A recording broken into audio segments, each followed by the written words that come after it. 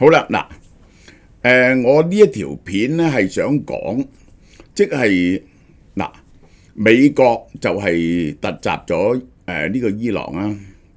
咁伊朗咧就呢一個 Donald Trump 咧就叫伊朗唔好還擊，如果唔係咧就會再重擊伊朗。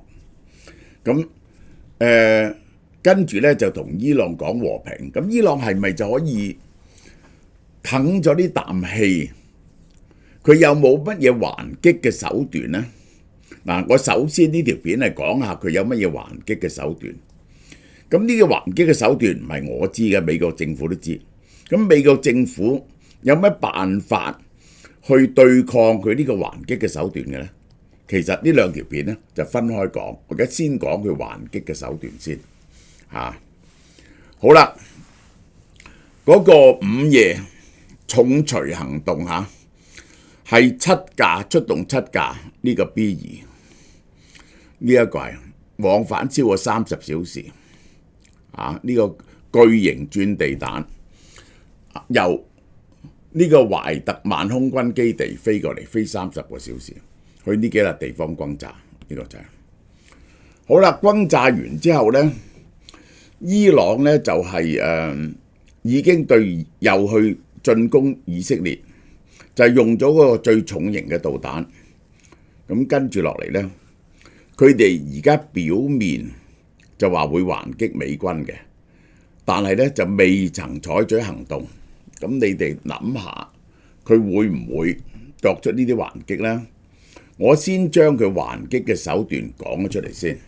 首先，攻擊美軍基地，動員代理人，封鎖霍爾木茲海峽。你話呢個伊朗有能力去恐襲呢個美國咁呢個呢就係機會細嘅，因為呢境外嘅伊朗人呢好多都未必支持呢個伊朗政權。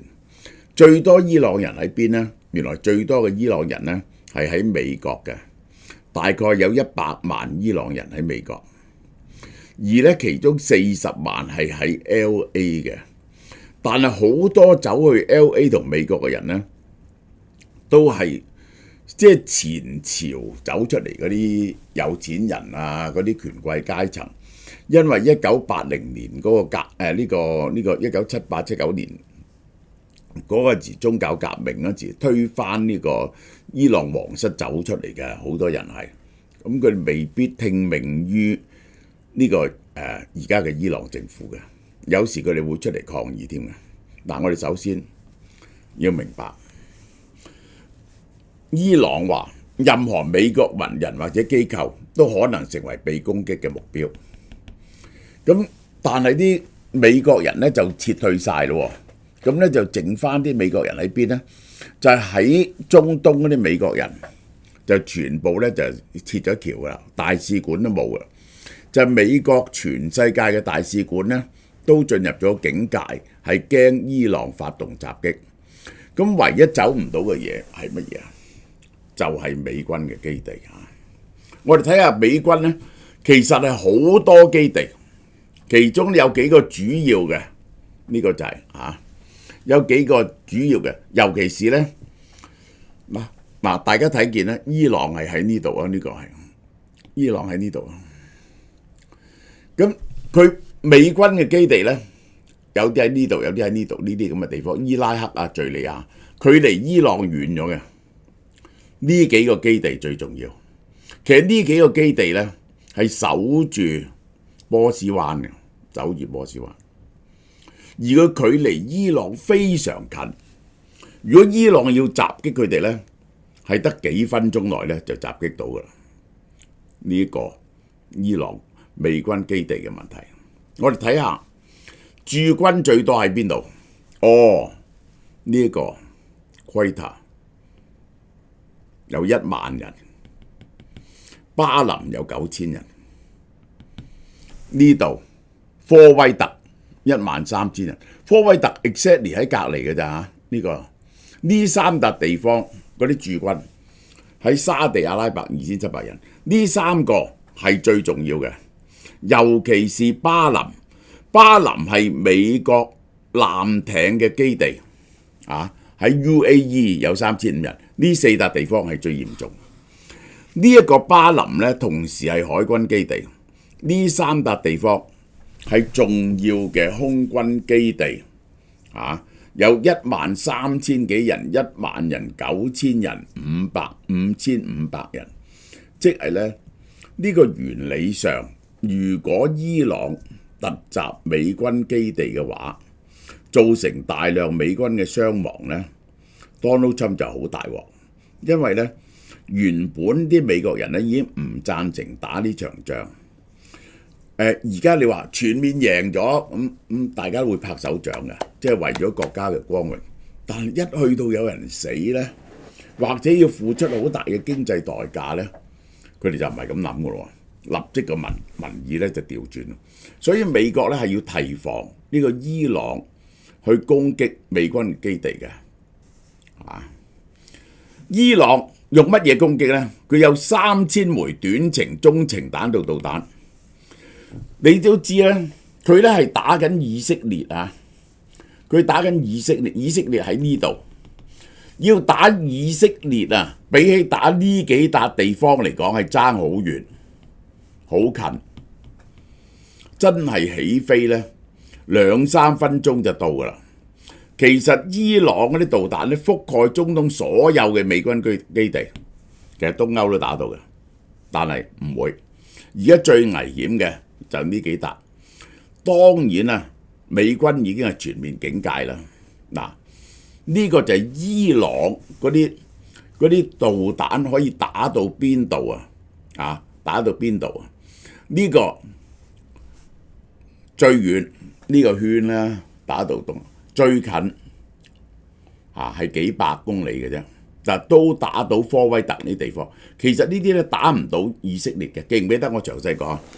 我咪話咧呢個110啊，呢個擊中以色列呢個，佢打唔到以色列嘅，佢應該由呢度打先打到以色列嘅。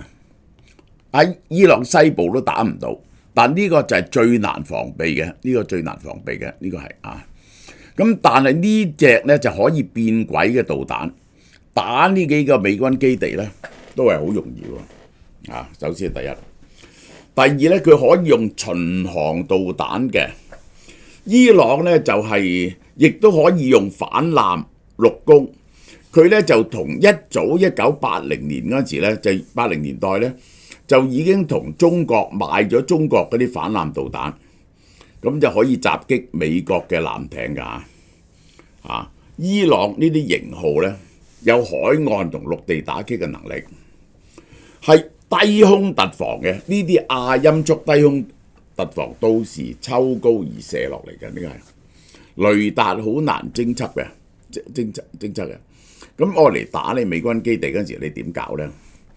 再大鑊嘅，打呢啲基地呢，就因為好近，仲有無人機同自殺式飛機。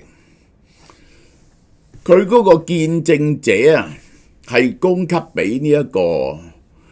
俾俄國嚇，係數以千計嘅。如果一出動呢啲見證者，佢用嗰啲無人機呢去襲擊以色列呢，就飛得遠啊！以色列就可以提防。如果打美軍基地呢，呢個係危險好多。大家都見到呢一個烏克蘭嗰啲無人機去打俄羅斯嗰啲空軍基地嗰陣時，係幾難防備啊！或者打嗰啲煉油廠，佢低空飛過嚟。你好難防備嘅，如果近嘅時候，一般咧可以出動幾十架、上百架，係可以 overwhelm 咗你嗰套防禦體系，尤其是咧嗰啲第一人 F 呢個第一人 view 呢個第一身嗰啲無人機。好啦，咁佢仲可以透過也門胡塞組織、伊拉克親伊朗嘅民裝同黎巴嫩真主黨喺紅海、阿拉伯海同波斯灣以火箭炮啊、迫擊炮嘅無人機打擊航道護航艦隊同基地周圍。即係咧，佢其實呢個佢如果用導彈或者巡航導彈攻擊嗰陣時咧，佢同時可以用啲民兵嚟到突襲你喎。你顧住打啲民兵嗰時咧，你就會中到啲導彈啦。呢啲民兵咧就至多用火箭炮，但係對你咧都會造成干擾嘅。如果夾攻嘅時候係好啦，更加嚴重一樣嘢。咁呢個最驚，如果打美軍基地咧，最驚美軍傷亡嘅啫。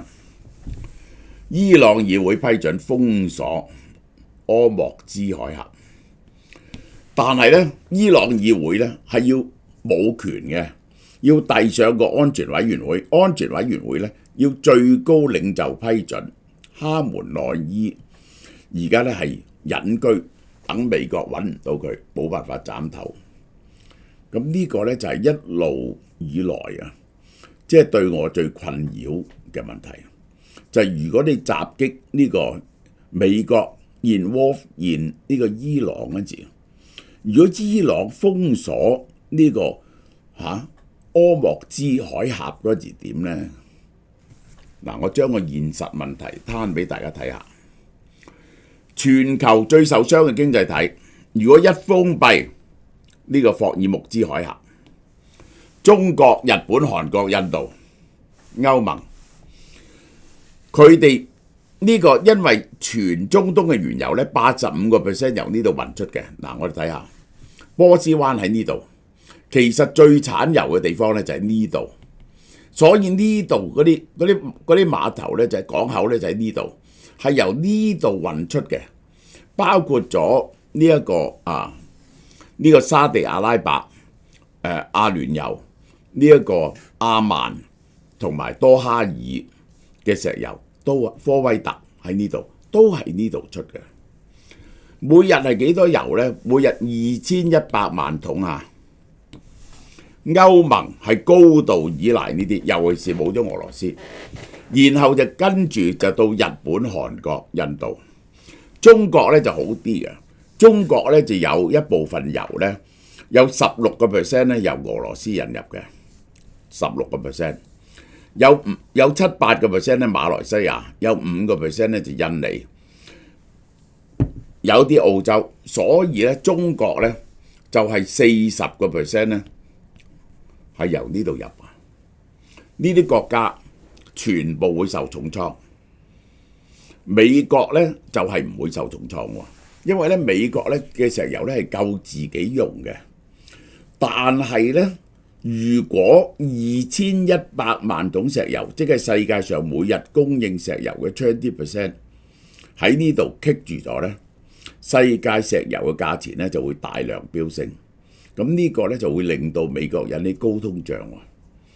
而且咧呢個高通脹咧就減唔到息喎，呢個咧就破壞晒 Donald Trump 嗰套經濟計劃嘅。嗱，我哋解釋下霍爾木茲海峽。霍爾木茲海峽喺呢度，佢個地理長度167個 kilometer， 哇，好長啊！167，呢邊係伊朗嚟嘅。喺呢個整個呢個167 kilometer 咧，佢任何一點都可以攻擊呢一個海峽。呢邊係阿曼，呢邊係阿曼，突出嚟呢度係阿曼。最窄嘅寬度咧係55 kilometer， 但係唔係55個 kilometer 咧，佢有啲係好淺嘅地方。最窄嗰度咧係大船可以經過咧，得3 kilometer。3 kilometer 呢邊係陸地嚟嘅，你可以想像到無人機可以攻擊得到，呢個炮可以攻擊得到，火箭炮都唔使導彈。如果咧佢係收埋一啲對艦嘅導彈咧，因為嗰度太過窄啊，你嘅船唔可以避啊，係好危險嘅。日均運油量2100萬桶，佔全球海運原油量嘅35%，交易量20%，LNG 33%，全球海運嘅液化天然氣。所以我一路都覺得 Donald Trump 唔敢打喎。嗱，我一陣間咧就會用第二條片，用第二個角度睇 Donald Trump 點解覺得唔驚。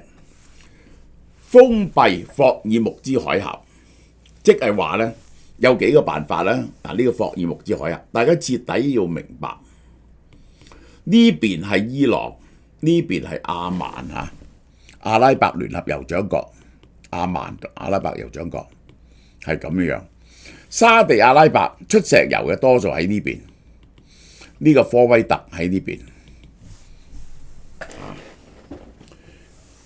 封閉呢個係波斯灣，喺1980年、1980年至88年有個叫 Tanker War， 波斯兩伊戰爭嗰時咧，曾經局部封閉過呢個波斯灣，封閉霍爾木茲海峽，就係唔準科威特嘅原油經過，唔準伊拉克嘅原油經過，因為嗰時兩伊戰爭。